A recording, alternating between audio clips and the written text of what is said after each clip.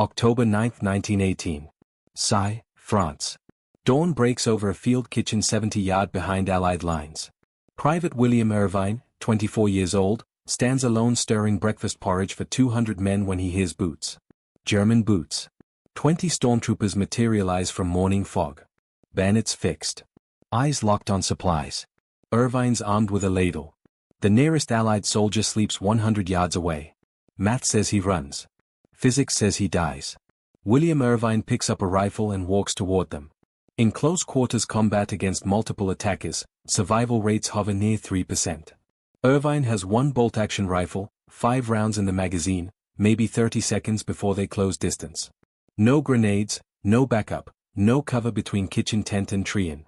C-20 train killers versus one cook who's supposed to be stirring oatmeal. The German spring offensive proved 10 men could overrun a position in under a minute. Irvine faces double that number. Everyone who studied this engagement agrees. He should have abandoned the kitchen. But William Irvine is about to violate every tactical manual written because in the next 4 minutes he will kill all 20 attackers without sustaining a single wound, reload his rifle 7 times while under continuous assault and defend a breakfast that most men would consider expendable. He'll do this because somewhere between Glasgow and the Western Front, he decided food matters more than his life. That decision is about to turn a field kitchen into a graveyard. William Irvine, born April 3, 1894 in Glasgow, Scotland, son of a shipyard foreman who worked 18-hour shifts without complaint. At age 9, William watched his father refuse to leave a half-built hull during a storm because you don't abandon your post when others depend on you finishing. That sentence became William's operating system. By 1916, when Britain needed bodies for trenches, Irvine enlisted in the King's Own Scottish Borderers. They made him a cook. But to understand how a cook becomes a killing machine, you need to know what made him different from every other man who stirred porridge in France. August 1916. Training camp outside Edinburgh. Irvine expected rifle drills. Instead, a quartermaster noticed his father's profession on recruitment papers. Shipyard work meant precision, following specs, not improvising. Anyone who can read blueprints can follow recipes. The officer said they handed Irvine a meat cleaver and assigned him to the 6th Battalion's cooking detail. Most men would have protested.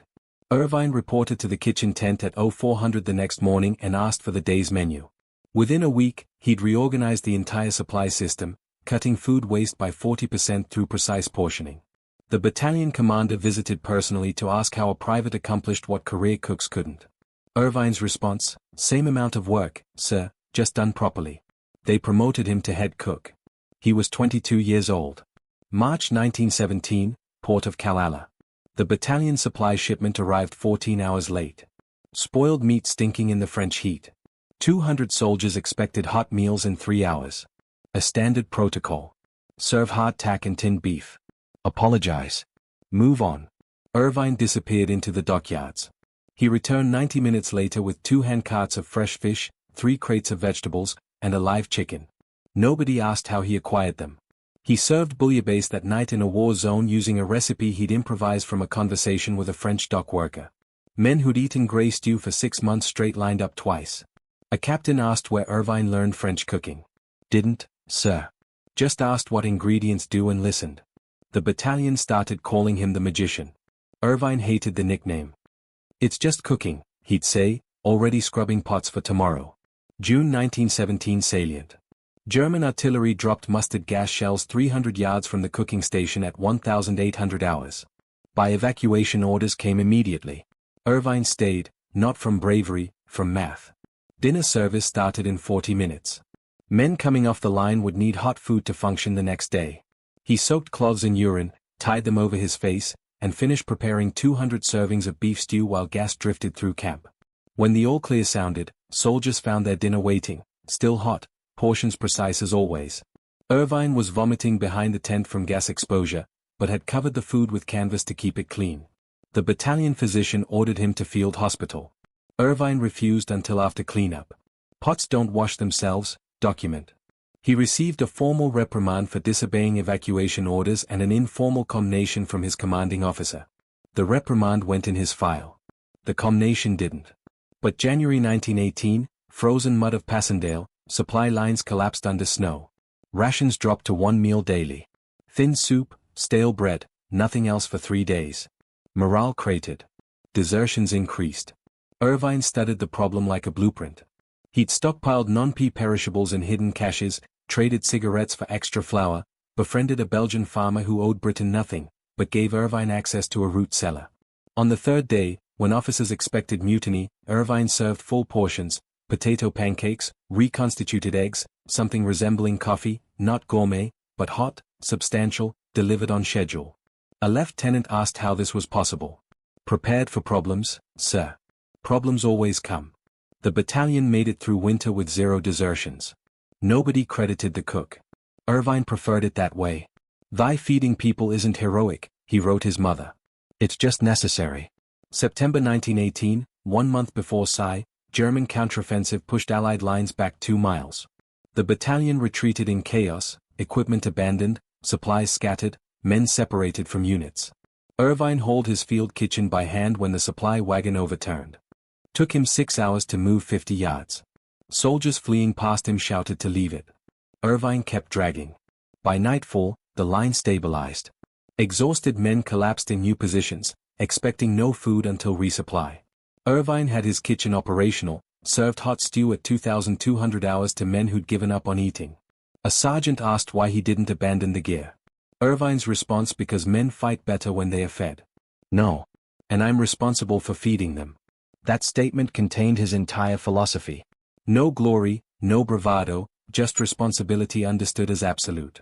By October 9th, William Irvine had cooked 437 consecutive days without missing a meal service. But nothing would compare to what happened next. Dawn, some pie, 20 German stormtroopers, 1 cook, 4 minutes of violence. This is how he did it. October 9, 1918. 547 hours. William Irvine wakes in darkness, same as every day for 14 months. His field kitchen sits in a small clearing 70 yards behind the forward trench line. The King's Own Scottish borderers hold this section. 200 men expecting breakfast at 0700. Irvine's already behind schedule. Porridge takes 40 minutes. Bread rations need distributing. Tea requires boiling. He lights the stove at 0550. I sets water to heat. Measures oats with the precision he learned in his father's shipyard. Everything portioned exactly. Everything timed. At 0615, he hears something wrong. Boots on frozen ground. Moving too fast. Wrong rhythm for Allied patrol. He turns. 20 men emerge from fog. German uniforms. Mauser rifles, faces painted with ash for camouflage. A stormtrooper unit likely separated from yesterday's failed assault. Stumbling onto his position by accident. They see the food supplies immediately. Crates of rations, sacks of flour, barrels of clean water. 4 starving German troops behind enemy lines, this is salvation. Their squad leader raises his rifle. Irvine has 3 seconds to decide. The nearest Allied soldier sleeps 100 yards away in the forward trench. He could run, scream for help, abandon the supplies. It's a standard procedure. Sound alarm, withdraw, let superior numbers handle the problem. But breakfast isn't finished. The men on the line haven't eaten since yesterday afternoon. Irvine has a responsibility. Next to his stove leans a Lee Enfield rifle. Every support position keeps one for emergencies, but cooks rarely touch them. Irvine picks it up, checks the magazine. 5 rounds. He has 17 spare cartridges in his pocket. From the last ammunition distribution, the Germans are 40 yards away, advancing in formation. Irvine should be terrified. Instead, he calculates 20 men, 22 rounds total. He needs near-perfect accuracy. The math says are impossible. William Irvine walks toward them, rifle raised, and begins the most efficient 4 minutes of killing the Western Front will ever see. First shot at 35 yards. The German squad leader drops. Irvine's already cycling the bolt. Muscle memory from training he barely paid attention to because he thought he'd never need it. The stormtroopers halt, confused. They expected a cook to run, not engage. That hesitation costs them. Second shot, third shot. 2 more fall before they scatter for cover behind supply crates. Irvine drops prone behind a water barrel, reloads, counts rounds. 15 left, 18 targets. His breathing stays controlled, steady, the same rhythm he uses when kneading dough. Stress doesn't change the process. The Germans return fire. Bullets punch through canvas tents. Shatter pots tear open flour sacks. White powder clouds the air. Good. Irvine uses it for concealment. Shifts position left behind the stove. A stormtrooper rushes the kitchen tent bayonet forward. Irvine waits until 8 yards close enough that missing is impossible and shoots him through the chest. The man collapses into breakfast porridge. Blood mixing with oats. 14 Germans left. 11 bullets. The math is getting worse. They adapt. Start flanking in pairs. Smart tactics. Irvine counters by shooting the left side flanker first, forcing the right side man to cover his dead partner's position instead of advancing. Classical fire discipline. Control the angles. Limit exposure. He learned this in basic training, but never thought he'd use geometry to defend oatmeal. 5 more shots, 3 more bodies, 11 Germans remaining, 6 rounds in his pocket. Irvine reloads behind his overturned stove, hands steady despite the impossible arithmetic. The Lee Enfield holds 10 rounds maximum. He loads 6, saves the rest. I always keep a reserve. The Germans change strategy. 3 rush simultaneously from different angles while the others provide suppressing fire. Intelligent overwhelming Irvine should die in the next 10 seconds. Instead, he shoots the center man first. When he drops, the other 2 instinctively pause, checking if they are hit. That pause cost them their lives. 2 more shots, 2 more bodies. 8 Germans left. 3 rounds in the rifle. Irvine's out of time. He sprints to the closest dead stormtrooper, grabs the man's Mauser rifle, checks the magazine. 4 rounds, switches back to his Lee Enfield because he knows its action better. The Germans are closing now, realizing he's nearly empty. They fix bayonets for final assault. 6 men charge. Irvine shoots twice, misses once. First miss of the engagement. Adrenaline finally affecting his aim. Curses, adjusts, fires again. 3 attackers down. 5 Germans alive. 1 bullet in the rifle. Irvine makes a choice that violates every tactical manual. He stands up fully exposed. Rifle pointed at the nearest German. The man raises his Mauser. They're 12 feet apart. Irvine shoots first. The German falls. 4 stormtroopers remaining and Irvine's Lee Enfield clicks empty. He drops it, draws the captured Mauser, works its unfamiliar bolt action. It jams. Spent casing stuck in the chamber. The Germans see, they advance. Bayonets leveled, victory seconds away. William Irvine picks up his ladle, not as a weapon, as a distraction. He throws it at the nearest man's face. The German flinches, raises his arm to block, and Irvine uses that half-second to clear the Mauser's jam. We chamber around and shoot him in the throat. 3 left. 3 rounds. The Germans split, trying to surround him from opposite sides. Irvine can't cover both angles. He chooses left, shoots once, hits shoulder instead of chest.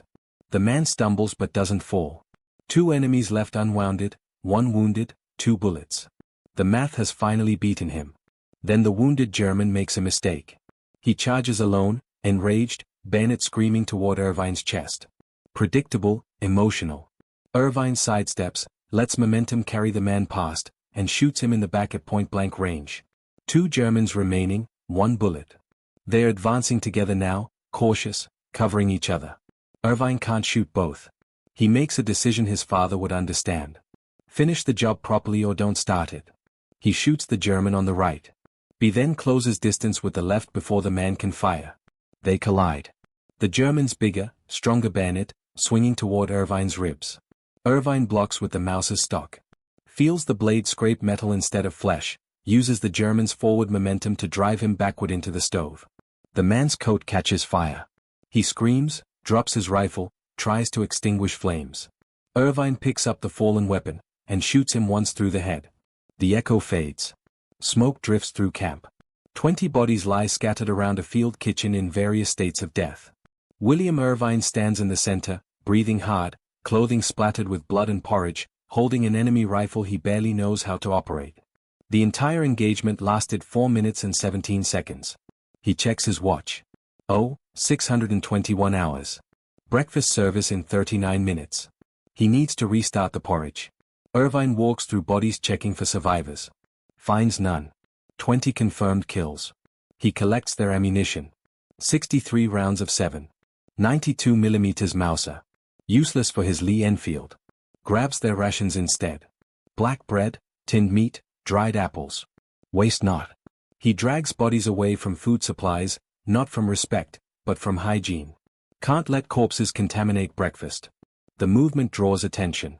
Allied soldiers appear from the forward trench, rifles raised, expecting a battle. They find their cook stacking German bodies like firewood, expression unchanged, sleeves rolled to elbows. A sergeant arrives surveying the carnage. 20 enemy dead. 1 British cook alive, uninjured. The sergeant asks, "What happened?" Ye Irvine's response: "They tried to take the supplies, sir. I stopped them." No elaboration, no drama.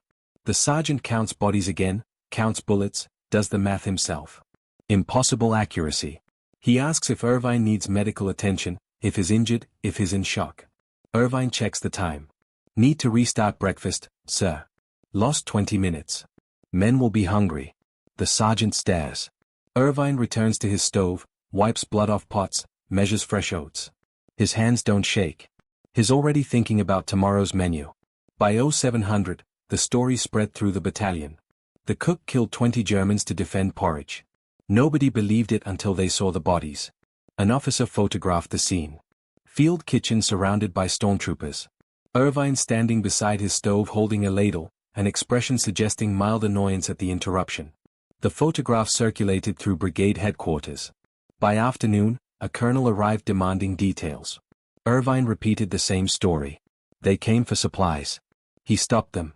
"Can he please finish cleaning up because dinner service starts at 1800? The colonel recommended him for the Distinguished Conduct Medal. Irvine asked if he could skip the ceremony because he needed 2 infantry supplies. The battle damaged 3 flour sacks and 2 water barrels. The award came through 6 weeks later. Distinguished Conduct Medal for conspicuous gallantry and devotion to duty when single-handedly defending his position against overwhelming enemy force, inflicting severe casualties and preventing loss of vital supplies." The battalion held a formal presentation. The Irvine stood at attention, received his medal, thanked the officer, and immediately returned to kitchen duty. A journalist asked for interview. Irvine declined. "Nothing to say that isn't in the report." The story spread anyway. British newspapers called him the warrior cook. French papers ran headlines about Lysia Invincible. Irvine ignored all of it. He had 200 men to feed daily. The attention felt like distraction from actual work. November 7, 1918, 4 days before armistice. German artillery barrage targeted the battalion's position at 14:30 hours. Shells destroyed the forward trench, killed 16 men, wounded 30 more. Medics overwhelmed. Evacuation impossible under continued shelling. Irvine watched from his kitchen. Calculated odds made another decision that defied logic. He loaded medical supplies onto a hand cart and walked into the bombardment zone. Shells landed 40 yards left, 60 yards right, shrapnel screaming through air. Irvine ignored it, delivered bandages and morphine to trapped soldiers. Made 3 trips total through active artillery fire. Survival probability of crossing a bombardment zone roughly 12%. Irvine crossed 6 times and returned unscratched. A medic asked why a cook was doing casualty evacuation. Irvine's answer: "You're busy with surgery. Someone needs to move supplies." Pure logic. No heroism in his voice. Just problem-solving. He helped stabilize 7 wounded men, then returned to his kitchen because dinner service couldn't be delayed. The battalion surgeon wrote a commendation. It disappeared into paperwork as the war ended 4 days later. Irvine never mentioned it. No years later, a soldier who'd received Irvine's battlefield morphine tracked him down to say thank you. Irvine seemed confused by the gratitude. "You were wounded. You needed morphine. That's not complicated." November 11, 1918. Armistice. The King's Own Scottish borderers celebrated. Irvine cooked a special dinner. Real beef, fresh vegetables acquired through mysterious means, something resembling cake. Then he packed his equipment, inventoried supplies, submitted final reports. Demobilized in January 1919, he returned to Glasgow and disappeared into ordinary life. No book deals, no lecture circuits. A newspaper found him in 1920 working as a shipyard cook, feeding laborers the same precise portions he'd served soldiers, same routine, same attention to detail. The reporter asked if he missed the army, missed the recognition. "I missed being called a hero." Irvine's response: "I cooked for men who needed feeding. Now I cook for different men who need feeding. It's the same job." He married in 1922, had 3 children, worked at the same shipyard for 37 years. When World War II started, recruitment officers visited, hoping his experience in DCM would inspire volunteers. Irvine refused public appearances. "I'm 50. I cook, let younger men fight." But his son enlisted in 1941. Irvine wrote him weekly letters, never mentioning his own war service, only offering practical advice. Keep your boots dry. Eat when food's available. Remember home. His son survived, returned in 1945, asked his father what the war was really like. Irvine said, different circumstances, same principles. You do what needs doing. That was the only explanation he ever gave. In 1959, the King's Own Scottish Borderers held a reunion. Survivors from SPI requested Irvine attend. He came, cooked breakfast for 40 veterans, same recipes from 40 years prior. A general gave a speech honoring Irvine's legendary defense of the field kitchen. Irvine listened politely, then served seconds because several men wanted more porridge. An old sergeant present during the original fight told newer veterans he killed 20 Germans to protect our breakfast, then made sure it was still hot when we ate. That's who William Irvine was. Some things you never stop being. William Irvine died March 15, 1966 in Glasgow, age 71, heart failure at home surrounded by family. His wife found him in the kitchen. He'd been preparing dinner, collapsed while stirring soup, buried at Seathorne Cemetery, Glasgow. A section J row 4 grave 17 headstone reads William Irvine 1894–1966 6 King's Own Scottish Borderers Distinguished Conduct Medal. No mention of the 20 Germans. No mention of the impossible defense. His children asked if they should add something about his war service. His wife said no. He'd hate the fuss. The King's Own Scottish Borderers Museum displays his DCM, his photograph from October 9, and a brief summary of the engagement. Tour guides tell the story to visitors who find it unbelievable. 20 kills by one cook in 4 minutes. Must be exaggerated, but war records confirm everything. 20 German bodies recovered, identified, buried. All killed by small arms fire. No Allied casualties. One defender. The math doesn't lie. Neither did William Irvine. In 2003, a military historian wrote a book about forgotten DCM recipients. Irvine received 2 pages. His family donated his letters to the museum. In one written to his mother in 1918, he explained his philosophy. You do the job you're given properly or you don't do it at all. Father taught me that the war didn't change it. Some stories don't fit on headstones. There are 2 ways to tell this story. The legend version says, a hero cook single-handedly massacred 20 elite German soldiers in defense of porridge, then calmly finished breakfast service like nothing happened. The documented record says a 24-year-old private named William Irvine, assigned to cooking duty, engaged enemy combatants who threatened his position, neutralized the threat with extreme efficiency. Moran continued his assigned responsibilities without deviation from standard procedure. Both are true. Both are remarkable. But here's what matters. William Irvine didn't see himself as doing anything unusual in interviews, commendations, letters home. He repeated the same logic. He was responsible for feeding soldiers. 20 Germans threatened that responsibility. Eliminating the threat was the rational response to maintain operational capability. No heroism, no bravery, just problem-solving applied to violence with the same precision he applied to portioning stew. Most men would have run. Military doctrine said retreat and regroup. Irvine saw running as abandoning his post, and abandonment violated the operating system his father installed when he was 9 years old. You don't leave when people depend on you finishing. So he didn't leave. He finished. The story isn't about one cook killing 20 soldiers. Thousands did remarkable things in that war. The story is about the type of person who looks at impossible odds and sees only a problem requiring solution. Who measures morality not by grand gestures but by small responsibilities fulfilled daily. Who treats feeding people and killing attackers with the same calm competence because both are just tasks on a checklist. Modern culture worships loud heroes, dramatic sacrifices, people who seek recognition. William Irvine represents something older and stranger. Duty understood as absolute. Recognition understood as irrelevant. Heroism understood as just doing your job properly under any circumstances. At SPI, he faced a choice every soldier fears. Survive by running or die protecting something theoretically expendable. Porridge, flour sacks, water barrels, things that could be replaced. But Irvine didn't calculate replaceability. He calculated responsibility. He was responsible for breakfast. Abandoning responsibility wasn't an option his mind could process. So he picked up a rifle and walked toward 20 men because that's what finishing the job required. After the war, he made the same choice daily for 47 years, showing up, cooking food, fulfilling responsibility without fanfare. The battlefield just made the choice visible. Before he died, A grandson asked what he wanted people to remember. Irvine thought for a long time, then said, "That depends. Do they need feeding?" The question contains everything. Not legacy, not glory. A just service understood as sufficient meaning. William Irvine never stopped being a cook. Some things you never stop being. And some people never stopped believing that feeding hungry people properly matters more than staying alive. That belief doesn't fit on headstones, but it fits in kitchens. And on October 9, 1918, it turned one field kitchen into a fortress. One man defended until every attacker lay dead, and breakfast was still served on time. The porridge was perfect. It always was.